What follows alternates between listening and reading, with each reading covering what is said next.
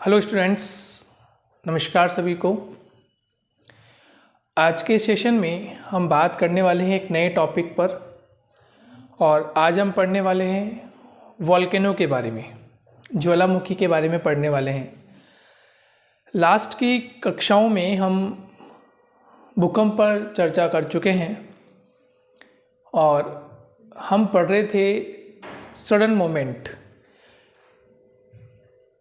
यानी कि ऐसी क्रियाएं जो आकस्मिक होती हैं, पता नहीं चलता और ये अक्सर दो प्रकार की गतियां करती हैं। या तो इनमें हॉरिजॉन्टल मूवमेंट होता है या फिर इनमें वर्टिकल मूवमेंट होता है। और ये जो सडन मूवमेंट होता है या हमने फ्लो चार्ट में, आपको ध्यान होगा जब हम फॉल्ट और फोल्ड यानी कि भ्रंश और वलन की जब हम चर्चा कर रहे थे तो वहाँ उससे पूर्व हमने एक फ्लो चार्ट बताया था। उस फ्लो चार्ट में दो प्रकार के बल होते हैं, एक होता है एंडोजेनेटिक फोर्स, एक होता है एक्सोजेनेटिक फोर्स। एंडोजेनेटिक फोर्स जो होता है वो अंतर्जात बल कहलाता है हिंदी में, और एक्सोजेनेटिक फोर्स जो होता है वो बाह्य बल कहलाता है, जो पृथ्वी के धरातली भाग पर लगता है। तो पृथ्वी के आंतरिक भाग में भी दो प्रकार के अलग अलग बल हैं। एक सडन मूवमेंट होता है जो अचानक, जिस पर फोर्स अप्लाई होता है, अचानक वो अपनी क्रिया प्रतिक्रिया करता है। और एक होता है डायस्ट्रोफिज्म फोर्स, मतलब ऐसा फोर्स जो कि दीर्घकालिक होता है, लंबे समय पर लगता है। उसमें महाद्वीप, महासागर, पर्वतों का निर्माण होता है। उस पर हम ऑलरेडी चर्चा कर चुके हैं पूर्व की कक्षाओं को। यदि आप देखें, सीरीज़ वाइज आप देखें तो आपको एक एक टॉपिक उस फ्लो चार्ट के अकॉर्डिंग ही मिलता हुआ नज़र आएगा। और पूर्व की कक्षा में हमने अर्थक्वेक पढ़ लिया जो कि सडन मूवमेंट का एक पार्ट है, और आज हम सडन मूवमेंट के दूसरे पार्ट पर चर्चा करने वाले हैं, यानी वोल्केनो की हम चर्चा कर रहे हैं कि ज्वालामुखी क्या होता है, ज्वालामुखी किसे कहते हैं, ज्वालामुखी जो मैग्मा होता है वो कहाँ पर पाया जाता है, लावा क्या होता है, ये किस कारण से ज्वालामुखी उत्पन्न होते हैं। जैसे हमने अर्थक्वेक में पढ़ा, भूकंप में पढ़ा कि भूकंप के कारण कौन कौन से हैं। ठीक उसी प्रकार से हम ज्वालामुखी के बारे में पढ़ने वाले हैं कि ज्वालामुखी के कारण क्या है, ज्वालामुखी किस प्रकार से बनते हैं, कैसे वो पृथ्वी तल तक आते हैं, उस पर हम डिस्कशन करेंगे। साथ ही साथ हम ज्वालामुखी जो पूरा का पूरा स्ट्रक्चर बनाता है, उस स्ट्रक्चर के बारे में भी हम अध्ययन करेंगे कि ज्वालामुखी शंकु क्या होता है, ज्वालामुखी पाइप क्या होता है, ज्वालामुखी में कौन कौन से पदार्थ बाहर निकलते हैं। इसके अलावा टाइप्स ऑफ वोल्केनो पढ़ेंगे, ज्वालामुखी के प्रकार कौन कौन से हैं। ज्वालामुखी के प्रकारों के बाद हम कुछ और डिस्कशन करेंगे कि विश्व में कौन कौन से क्षेत्र हैं जहाँ पर ज्वालामुखी आते हैं। ज्वालामुखी से बनने वाली स्थलाकृतियों के बारे में पढ़ेंगे। एक क्रेटर के माध्यम से स्थलाकृतियाँ बनती है और एक दरार के माध्यम से, जो क्रैक्स होते हैं उसके माध्यम से स्थलाकृति बनती है। आंतरिक भी बनती है और बाह्य भी बनती है। ये भी मैं आपको याद दिला देता हूँ एक बार, जब हम वहाँ पढ़ेंगे तो हम एक बात करेंगे कि आंतरिक स्थलाकृतियाँ कौन कौन सी बनती है और बाह्य स्थलाकृतियाँ कौन कौन सी बनती है ज्वालामुखी से। और विश्व में वितरण कहाँ कहाँ है, कौन कौन से ऐसे भाग हैं जहाँ पर ज्वालामुखी सर्वाधिक सक्रिय रहते हैं, और पढ़ने वाले हैं कि ज्वालामुखी से क्या लाभ है और क्या हानि है। ठीक है दोस्तों, तो आप देखते रहें इसे, और साथ ही साथ आप इस चैनल को या आप एप्लीकेशन के माध्यम से जिन्होंने कोर्स ले रखा है वो इस पर पढ़ रहे हैं। इसके अलावा हमारा यूट्यूब चैनल भी आपको पता होगा, तो आप अपने मित्रों को भी शेयर कर सकते हैं, बता सकते हैं कि यहाँ पर विभिन्न प्रकार के जो कोर्सेज़ वगैरह हैं, चाहे वो साइंस स्ट्रीम, मैथ्स स्ट्रीम के हों, चाहे कॉमर्स स्ट्रीम के हों, और चाहे वो आर्ट्स स्ट्रीम के हों। इसके अलावा हमने 6 to 12th में, विशेषकर 11th और 12th के लिए भी कॉमर्स का बैच जो शुरू कर रखा है, उसके लिए भी आप जाके एप्लीकेशन में देख सकते हैं। लिंक आपको दिख जाएगा स्लाइड्स में, आप देखेंगे तो आपको वहाँ मिलेगा। 11th 12th ज्योग्राफी का भी कोर्स अवेलेबल है, वहाँ पर आप ज्वाइन कर सकते हैं। ठीक है, तो बताते रहें मित्रों को ताकि उन्हें भी इस चीज़ का लाभ मिल सके। तो शुरुआत करते हैं दोस्तों आज की सेशन की, और आज की सेशन की शुरुआत ज्वालामुखी से करेंगे। हम ज्वालामुखी परिभाषा से बात शुरू करेंगे कि ज्वालामुखी की परिभाषा क्या होती है। चलिए, तो टॉपिक आपका आज का हो जाएगा वॉल्केनो यानी कि ज्वालामुखी। तो सबसे पहले टॉपिक का नाम लिख लेते हैं सबसे ऊपर हम। अर्थक्वेक आपका पूरा हो चुका है। यदि आपने अर्थक्वेक को नहीं पढ़ा तो उसको पढ़ लीजिए आप। वॉल्केनो हिंदी में कहेंगे ज्वालामुखी।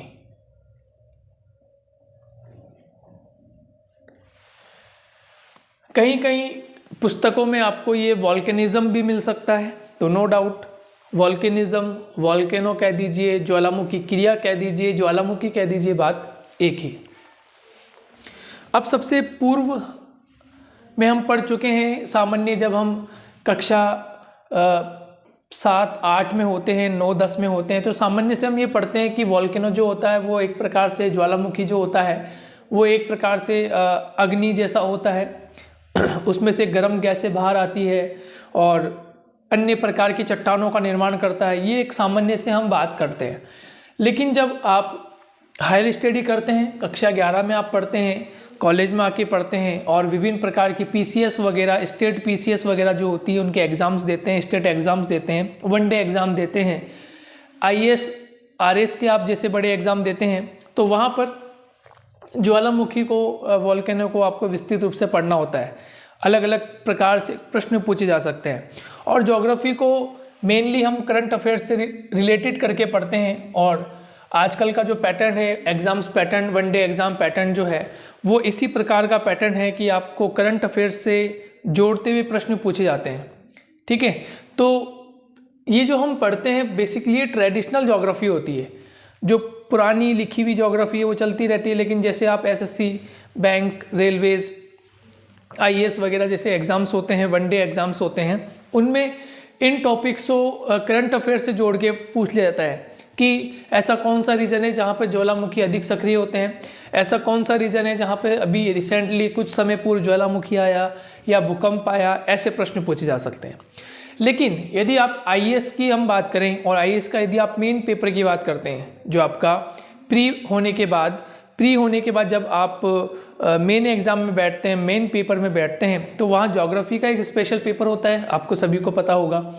तो वॉल्केनो वहाँ टॉपिक दिया हुआ होता है, तो आपको विस्तृत पूरा पढ़ना होता है, एक एक बारीकी वहाँ पर ध्यान रखनी पड़ती है।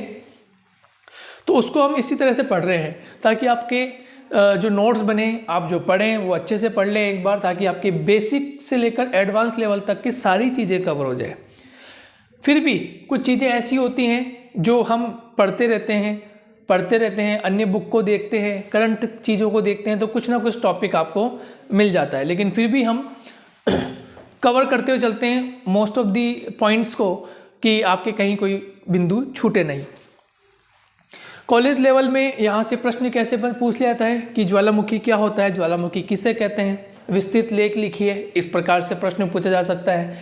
प्रश्न इस प्रकार से पूछा जा सकता है कि विश्व में ज्वालामुखी के क्षेत्र कौन कौन से हैं, ऐसे प्रश्न पूछा जा सकता है। विद डायग्राम आपको देना पड़ता है।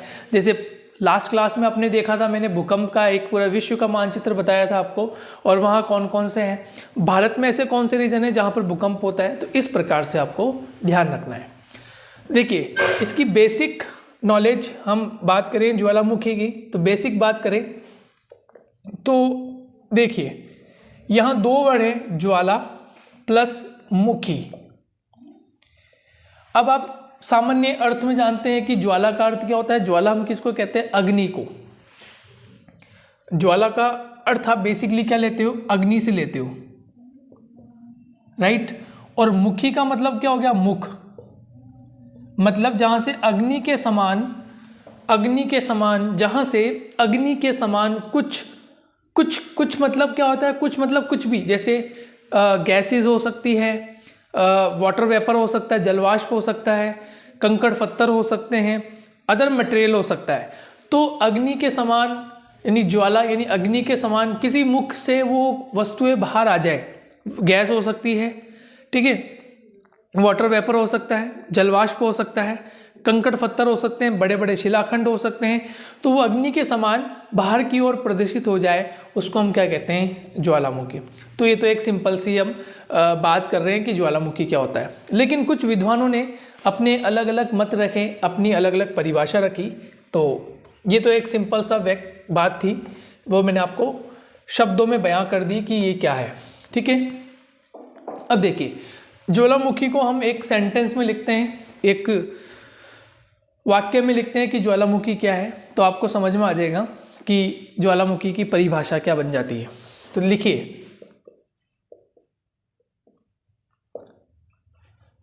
ज्वालामुखी एक विवर या छिद्र से असंख्यक रूप में, असंख्य लिख लो, असंख्य रूप में कंकड़ पत्थर,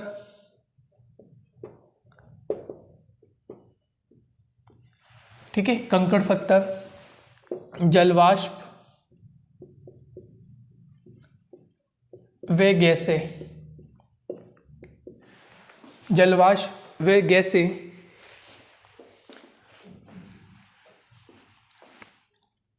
उत्सर्जित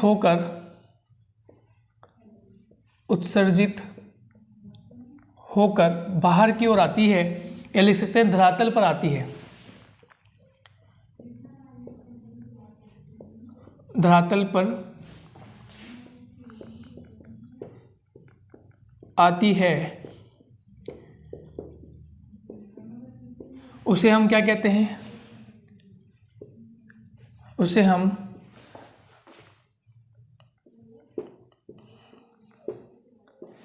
हम ज्वालामुखी कहते हैं। क्लियर? यानी ज्वालामुखी एक विवर या एक छिद्र हो सकता है जिसके माध्यम से असंख्यक रूप में कंकड़ पत्थर होता है, जलवाष्प होता है, गैसें होती हैं, ये उत्सर्जित होकर धरातल पर आती है, उसे हम क्या कहते हैं, ज्वालामुखी कहते हैं। क्लियर? ये बात आपके समझ में आ गई होगी। अब हम बात करते हैं, एक ज्योग्राफर हैं, उनके माध्यम से हम बात कर लेते हैं। उनका नाम है मॉकहाउस।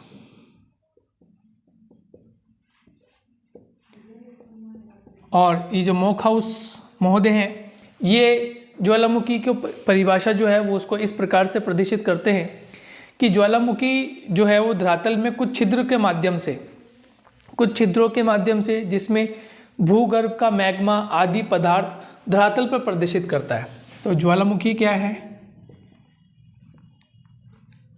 ज्वालामुखी धरातलीय छिद्रों,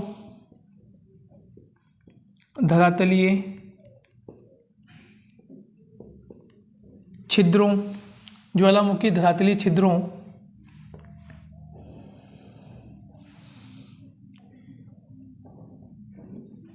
के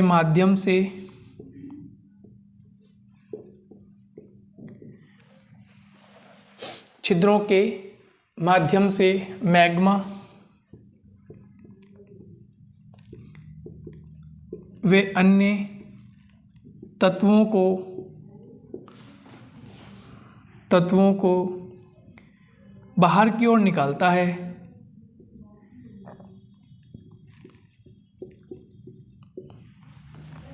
बाहर की ओर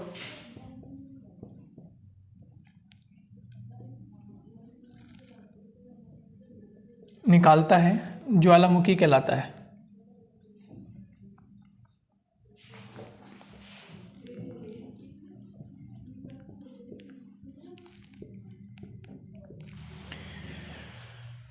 बात समझ में आ गई होगी।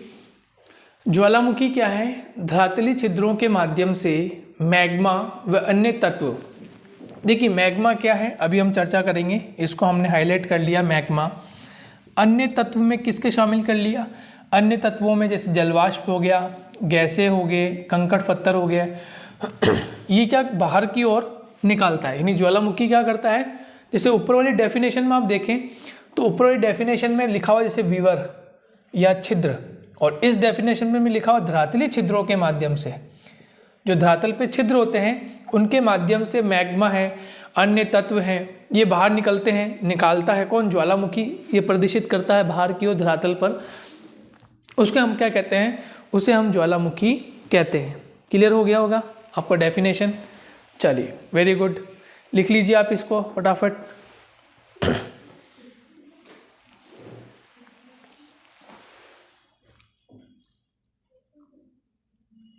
चलिए, अब बात कर रहे हैं हम कि ऐसे कौन कौन से तत्व हैं या ऐसे कौन कौन से पदार्थ हैं जो ज्वालामुखी के माध्यम से हमें प्राप्त होते हैं, उन पर हम चर्चा करते हैं। ठीक है, तो आप लिख लीजिए यहाँ पे ज्वालामुखी निःसृत पदार्थ, हेडिंग डाल देंगे हम।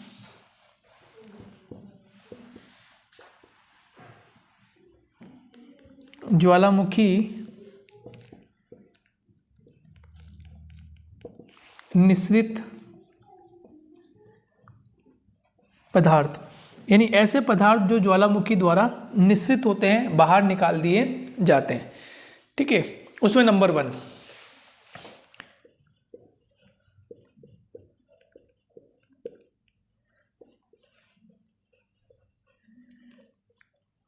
1 गैसें।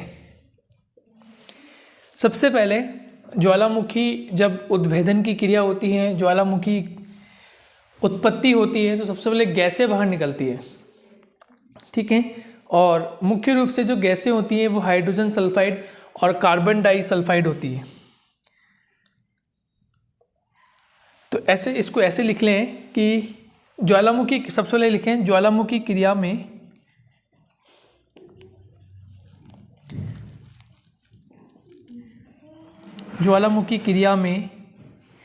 विभिन्न प्रकार की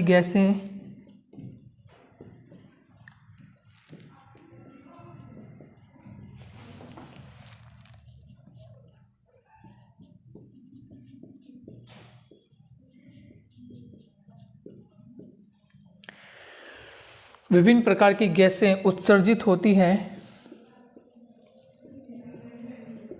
ठीक है, जिसमें मुख्य प्रकार से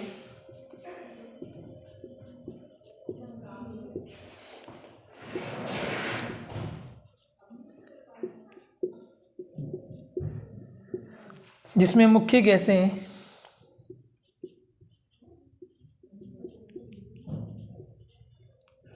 हाइड्रोजन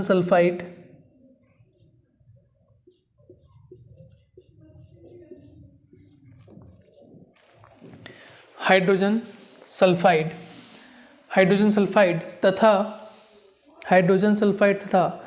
कार्बन डाइसल्फाइड व कार्बन डाई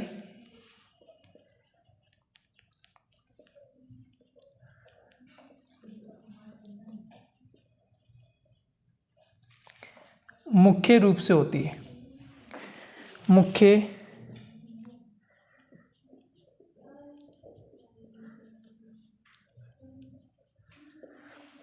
रूप से होती है। ठीक है, ये गैसें मुख्य रूप से हैं हाइड्रोजन सल्फाइड और कार्बन डाइसल्फाइड, ये गैसें मुख्य रूप से पाई जाती हैं। इसके अलावा अन्य प्रकार की hydrochloric gas, acid, ammonia chloride, इस प्रकार की गैसें भी देखने को मिलती है। तो मोस्ट ऑफ दी हम देखें तो गैसों का लगभग 60 से 90% अंश जलवाष्प के रूप में ही देखने को मिलता है। किस रूप में? जलवाष्प के रूप में भी देखने को मिलता है। ठीक है, तो ये तो हो गई गैसें, ये आपने लिख लिया होगा गैसें। ऊपर वाला जो हेडिंग है वो हटा देते हैं, आगे की फिर हम चर्चा करते हैं।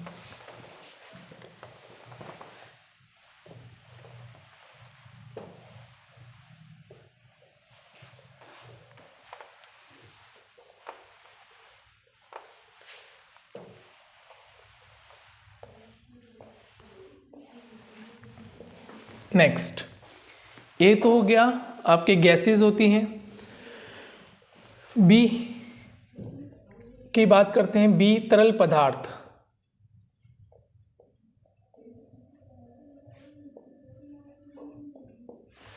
मतलब लिक्विड मटेरियल भी बाहर आता है, और लिक्विड मटेरियल में सबसे ज़्यादा जो आता है वो लावा होता है।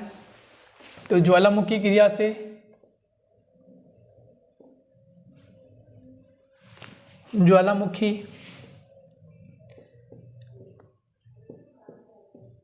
ज्वालामुखी क्रिया से लावा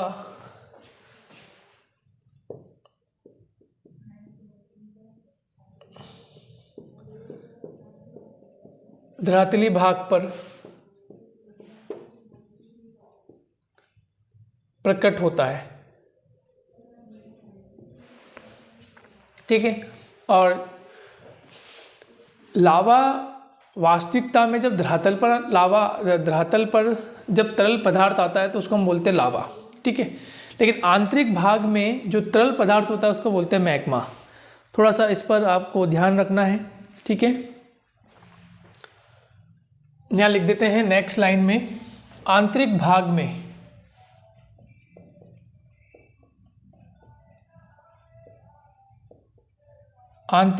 में तरल पदार्थ, आंतरिक भाग में तरल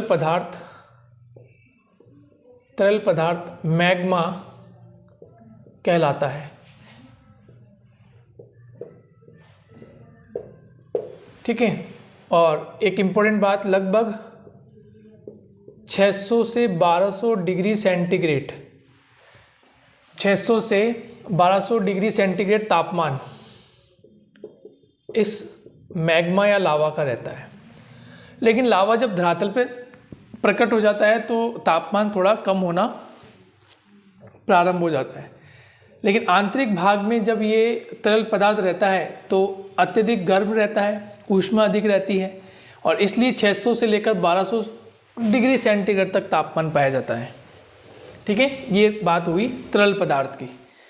अब इसमें सिलिका की मात्रा के आधार पर हम अलग अलग चीज़ें देते हैं। सिलिका की मात्रा के आधार पर तो एक होता है, इसकी कैटेगरी होती है लावा की या मैग्मा की कैटेगरी होती है। एक होता है अम्लीय लावा, अम्लीय लावा। ठीक है। और दूसरी कैटेगरी होती है इसकी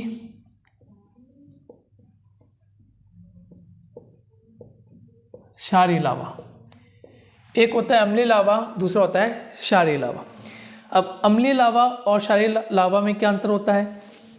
तो ये जो अम्लीय लावा होता है ये होता है गाढ़ा, आगे भी हम पढ़ेंगे। और ये जो होता है ये, इसको हम कह सकते हैं कि अत्यधिक तरल होता है या पतला कह सकते हैं। इसमें लिक्विड जो होता है, तरल पदार्थ जो होता है वो ज़्यादा होता है, और ये जो होता है ये गाढ़ा होता है। तो ये किसकी मात्रा पर डिपेंड करता है? सिलिका की मात्रा पर। लिख देते हैं सिलिका की मात्रा पर निर्भर करता है। यानी यदि ये गाढ़ा है तो यहाँ सिलिका की मात्रा अधिक है,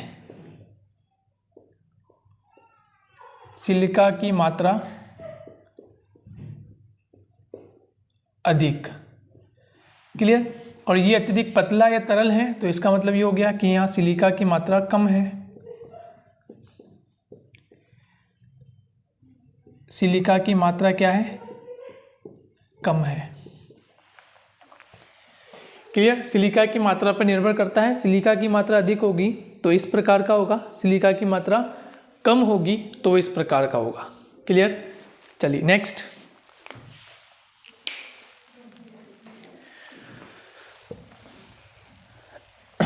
ये गैस तो आपने लिख लिया होगा।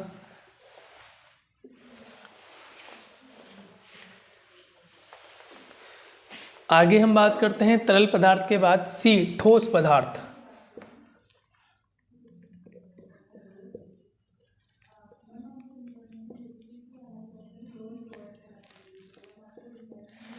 मतलब सॉलिड मटेरियल क्या है? जो सॉलिड मटेरियल होता है वो सॉलिड मटेरियल क्या है? ठीक है। तो देखिए ठोस पदार्थ में देखते हैं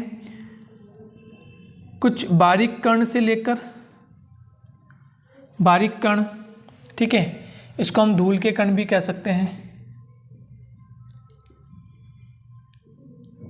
तो बारीक कण से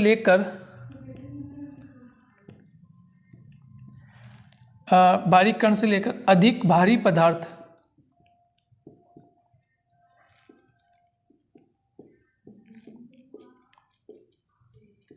अधिक भारी पदार्थ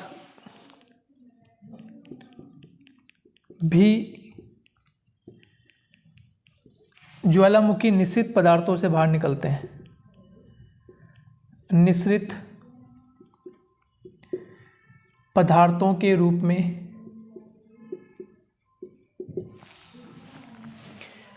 में बाहर निकलते हैं।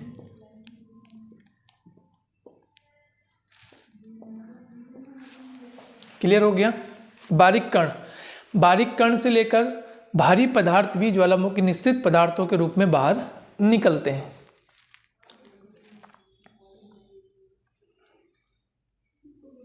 ठीक है। चट्टानों के टुकड़ों के रूप में हो सकते हैं। चट्टानों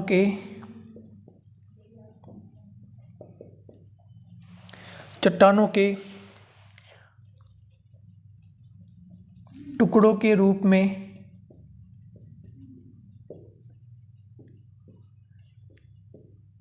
हो सकते हैं। ठीक है, तो ये तो बात हो गई कि किस किस प्रकार के गैसीय पदार्थ कौन कौन से होते हैं, तरल पदार्थ कौन कौन से होते हैं और ठोस पदार्थ कौन कौन से होते हैं। ये तो हमारी इस पर चर्चा हो गई। अब आगे हम बात करने वाले हैं कि ज्वालामुखी के अंग कौन कौन से हैं या संरचना किस प्रकार से होती है। ज्वालामुखी की जो संरचना है वो किस प्रकार से होती है, इसको नोट कीजिए।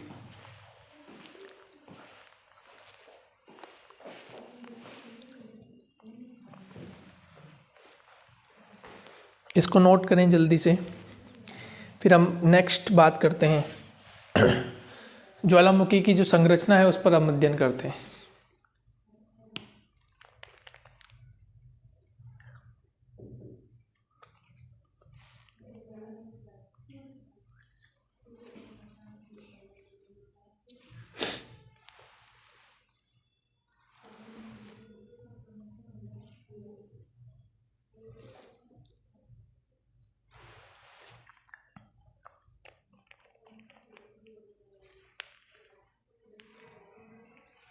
ठीक है, चलिए लिखिए ज्वालामुखी की संरचना। ये ज्वालामुखी की संरचना किस प्रकार से देखने को मिलती है।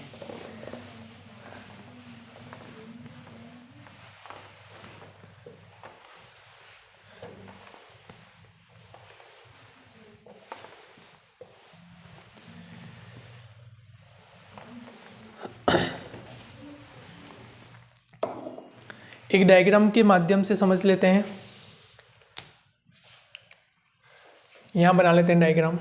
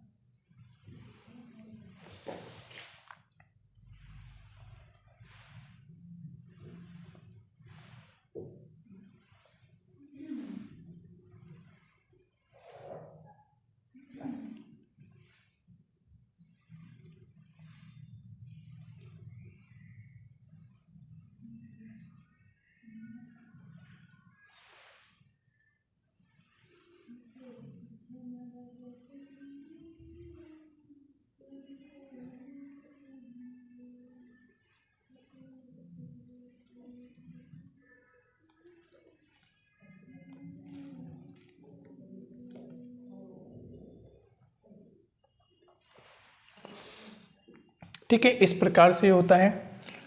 1 बाय 1 एक एक पॉइंट लिखते हैं। इस भाग को कहते हैं ज्वालामुखी शंकु।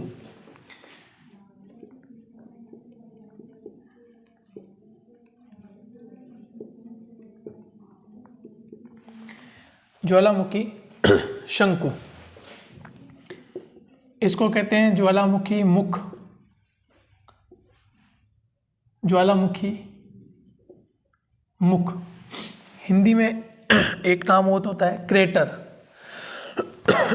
ठीक है, ये जो आपको एक पाइप नजर आता है इसको बोलते हैं ज्वालामुखी पाइप। और इसको हम एक नाम और दे सकते हैं, ज्वालामुखी छिद्र, ज्वालामुखी छिद्र, ये भी नाम दे सकते हैं। ठीक है, एक तो हो गया ज्वालामुखी शंकु, एक नाम तो ये हो गया, ये ध्यान रखना है आपको। एक ज्वालामुखी पाइप ध्यान रखना है, एक ज्वालामुखी छिद्र होता है, और एक ज्वालामुखी क्रेटर, या इसको मुख भी कहते हैं। ज्वालामुखी छिद्र, मुख, ज्वालामुखी पाइप हम इसको कहते हैं।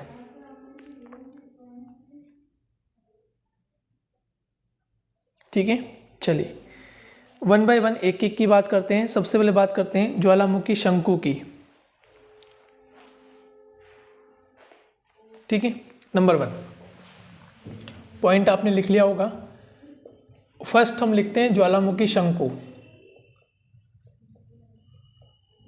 वॉल्केनिक कोण इसको बोलते हैं, वॉल्केनिक कोण, ज्वालामुखी शंकु। ठीक है, चलिए इसके बारे में लिखें तो हम लिखेंगे निःसृत पदार्थ जब, निःसृत पदार्थ जब, निःसृत पदार्थ जब ज्वालामुखी छिद्र से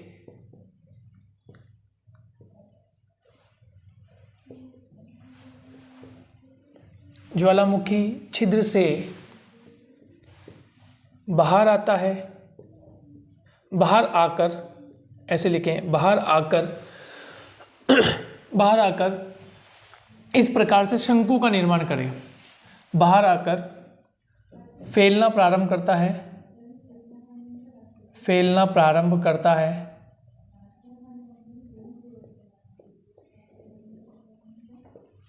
ठीक है, और इस प्रकार से शंकु का निर्माण करें। इस प्रकार से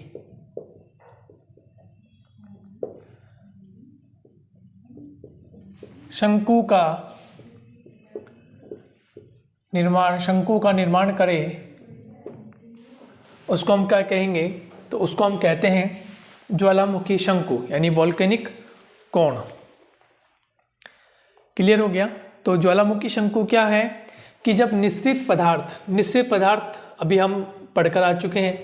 निःसृत पदार्थ क्या होते हैं, तो निःसृत पदार्थ आपके लिए जैसे ज्वालामुखी में गैसेज होती हैं, जलवाष्प होता है, लावा या मैग्मा हम कह सकते हैं, तरल पदार्थ के रूप में हो गए आपके, और ठोस पदार्थ के रूप में जैसे छोटे कण हो सकते हैं, धूल के कण, या उससे कहीं बड़ी आकार के चट्टानी कण हो सकते हैं।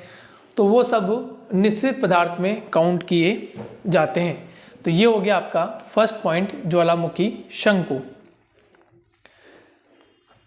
ठीक है, नेक्स्ट बात करते हैं ज्वालामुखी पर्वत।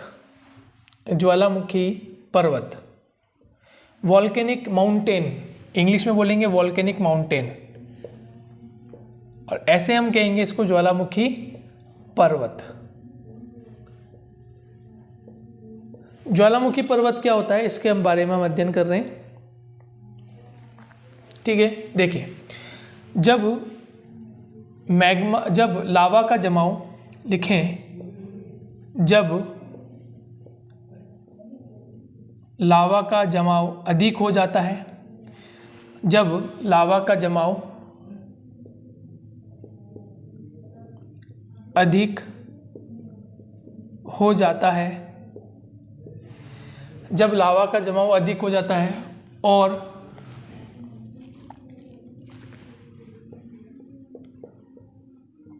शंकु का विस्तार, शंकु का विस्तार अधिक होता है,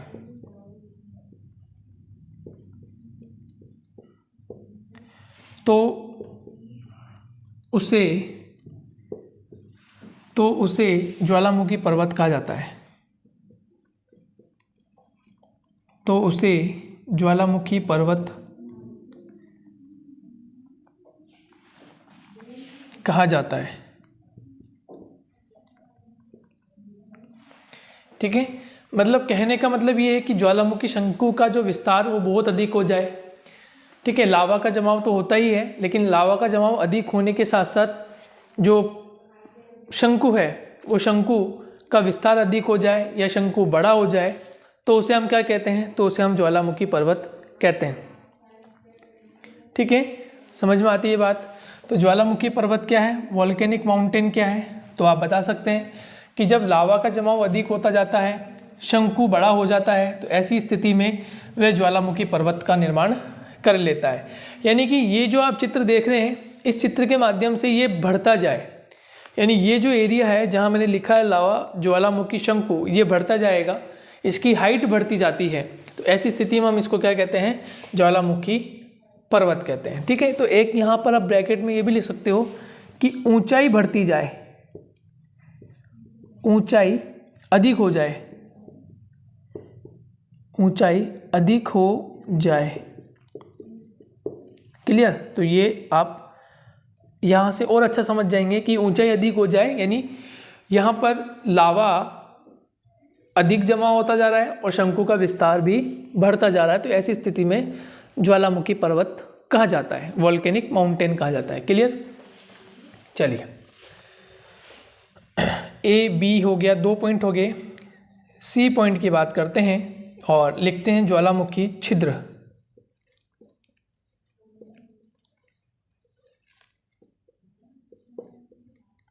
ज्वालामुखी छिद्र, देखिए ध्यान रखिएगा, ज्वालामुखी छिद्र को हम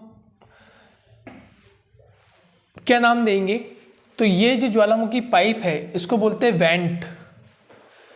ज्वालामुखी पाइप जो होगा वो कहलाएगा वेंट, या वॉल्केनिक पाइप कहते हैं ना इसको, तो वॉल्केनिक पाइप कह देंगे, है ना, ज्वालामुखी पाइप को वॉल्केनिक पाइप कह देंगे। ये थोड़ा ध्यान रखें, थोड़ा सा नाम चेंज है, पाइप इसको डायरेक्टली पाइप कह दिया, और ज्वालामुखी छिद्र को वेंट कहते हैं।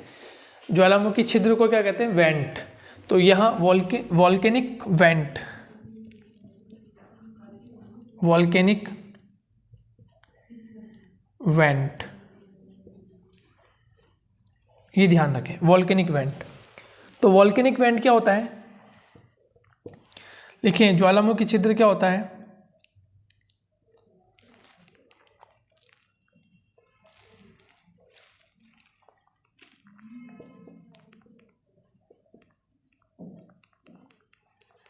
ज्वालामुखी पर्वत का वह भाग, ज्वालामुखी पर्वत का वह भाग जहाँ से मैग्मा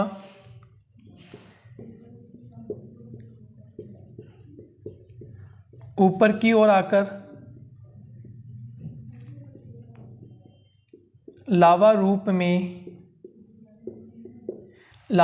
में विस्तृत या विसर्जित होता है।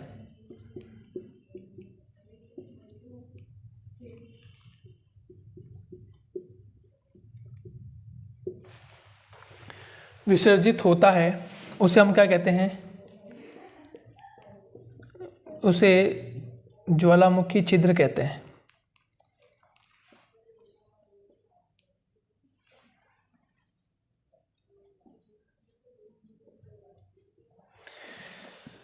क्लियर, यानी कि छिद्र का मतलब क्या होता है, जहाँ से ज्वालामुखी पर्वत का वह भाग जहाँ से मैग्मा ऊपर की ओर आकर लावा के रूप में विस्तृत होता है, उसे हम क्या कहते हैं, ज्वालामुखी छिद्र कहते हैं। नोट कर लीजिए इसे फटाफट।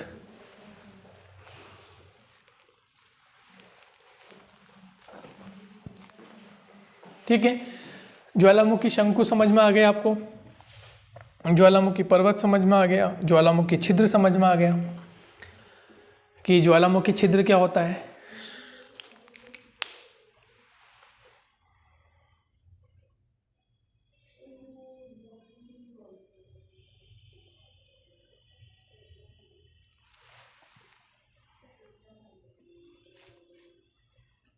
नेक्स्ट, ज्वालामुखी पाइप।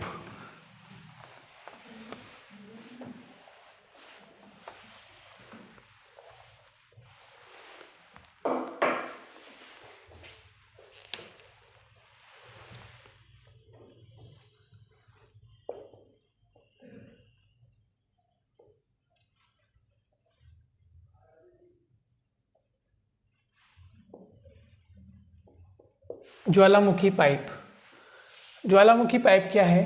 तो इस तरह से, जैसे पाइप मैंने बता रखा है, यहाँ से ये ज्वालामुखी का जो मैग्मा है वो ऊपर की ओर आता है और ऊपर की ओर आकर वो इस तरह से विस्तृत हो जाता है, ऐसे। ठीक है, तो ऐसे लिखें,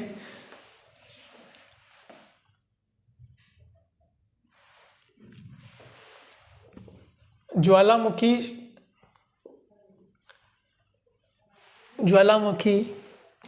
के मध्य भाग में, ज्वालामुखी के मध्य भाग में एक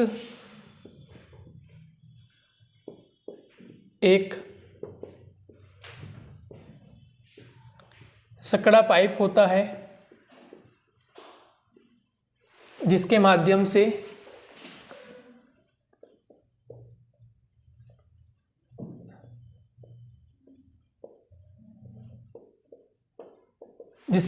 से मैग्मा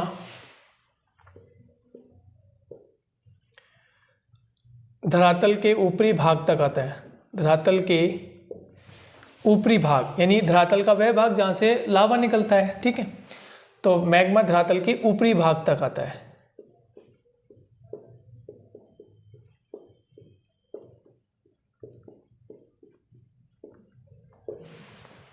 क्लियर हो गया? इसको हम क्या कहते हैं? ज्वालामुखी पाइप। जो आपको बीच में बिल्कुल दिख रहा है, ये बीच वाला पाइप जो होता है, यहाँ से मैग्मा ऊपर की ओर आता है और फिर वो विस्तृत हो जाता है। ठीक है, और अंतिम हम बात करते हैं ज्वालामुखी क्रेटर। ज्वालामुखी क्रेटर,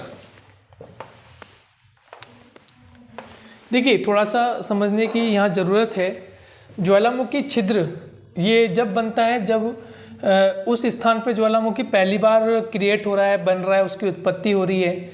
और क्रेटर या ज्वालामुखी मुख क्या होता है? जब यहाँ से कई बार ज्वालामुखी उत्पन्न हो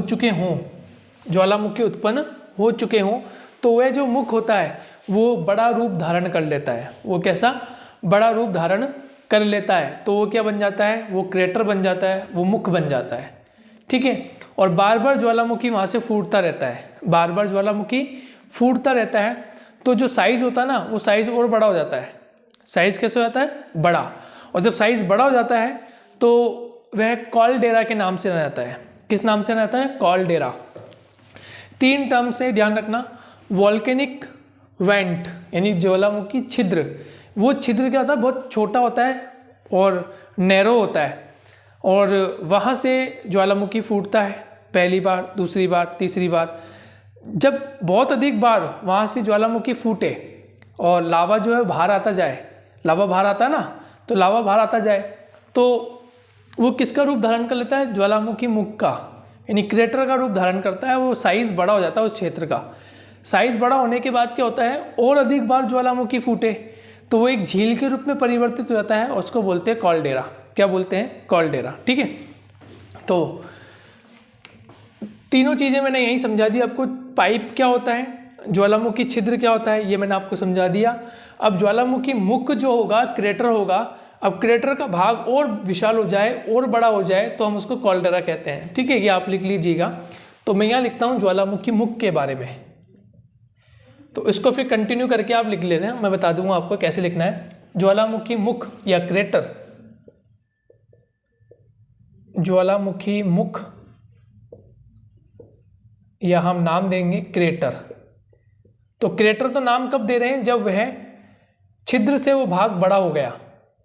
ठीक है, तो ज्वालामुखी मुख या क्रेटर तो जब निरंतर रूप से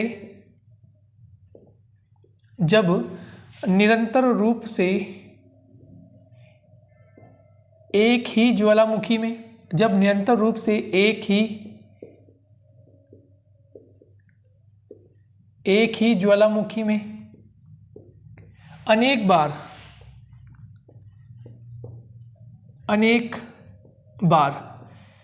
क्रियाएं होती रहे, क्रियाएं यानी अनेक बार ज्वालामुखी फूटते रहे, तो अनेक बार क्रियाएं होती रहे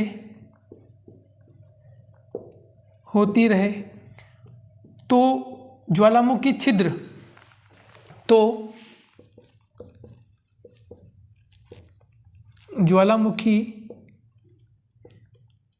छिद्र अधिक बड़ा हो जाता है,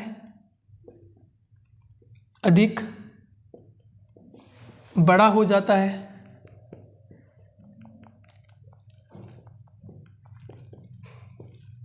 जिसे क्रेटर कहा जाता है,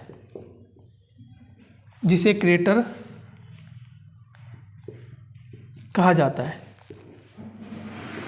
और ये जो क्रेटर होता है दोस्तों, ये जो क्रेटर है, यदि क्रेटर और बड़ी आकृति धारण कर ले, बहुत बड़ा साइज का यदि हो जाए, तो वो फिर कॉलडेरा कहलाता है। ठीक है, यहाँ लिख देता हूँ मैं आपको, ये कॉलडेरा। तो कॉलडेरा क्या होता है? जब बड़ी आकृति धारण कर ले, यहाँ लिख देता हूँ, जब क्रेटर से बड़ी आकृति धारण कर ले, जब क्रेटर से बड़ी आकृति धारण कर ले, बड़ी आकृति धारण कर ले, तो वो क्या कहलाता है? वो फिर कॉलडेरा कहलाता है। तो ये क्रेटर समझ में आ गया, ज्वालामुखी छिद्र समझ में आ गया और कॉलडेरा समझ में आ गया। ठीक है, तो आज की इस क्लास को यहीं तक रखते हुए हम आगे चर्चा करेंगे कि ज्वालामुखी के प्रकार कौन कौन से हैं। और इस क्लास में आपने काफ़ी कुछ समझा कि ज्वालामुखी की परिभाषा क्या होती है। सबसे पहले तो ज्वालामुखी की परिभाषा समझ ली, फिर निश्रित पदार्थ कौन कौन से होते हैं वो हमने समझ लिया, और फिर हमने आकृति जो है ये बनी हुई है बोर्ड पर, इस आकृति के एक एक पॉइंट को समझ लिया कि ज्वालामुखी शंकु क्या है, ज्वालामुखी पर्वत क्या है, ज्वालामुखी छिद्र क्या है, ज्वालामुखी पाइप किसे कहते हैं, ज्वालामुखी क्रेटर या मुख क्या है, या फिर कॉलडेरा क्या है। तो इतनी बात आपको समझ में आती है कि हमने ज्वालामुखी के इस टॉपिक में कुछ चीज़ों को हमने कंप्लीट किया। अब नेक्स्ट क्लास में हम कंप्लीट करने वाले हैं कि ज्वालामुखी के प्रकार कौन कौन से हैं, उसके बारे में अध्ययन कर लेंगे, या फिर हम ये पढ़ लेंगे ज्वालामुखी के कारण क्या है। तो पहले कारण पढ़ लेंगे कि ज्वालामुखी के कारण क्या है, ज्वालामुखी क्यों क्रिया करता है, ज्वालामुखी क्यों उद्भेदित होता है। ठीक है, फिर पढ़ लेंगे प्रकारों के बारे में, कौन कौन से प्रकार होते हैं, और अन्य जो भी बातें हैं वो हम नेक्स्ट क्लास में करेंगे। तो जब तक के लिए थैंक यू। और समझ में आपको आ रहा है, 1 बाय 1 हम एक ही चीज़ों को समझ रहे हैं। तो मिलेंगे नेक्स्ट क्लास में। Take care, bye bye.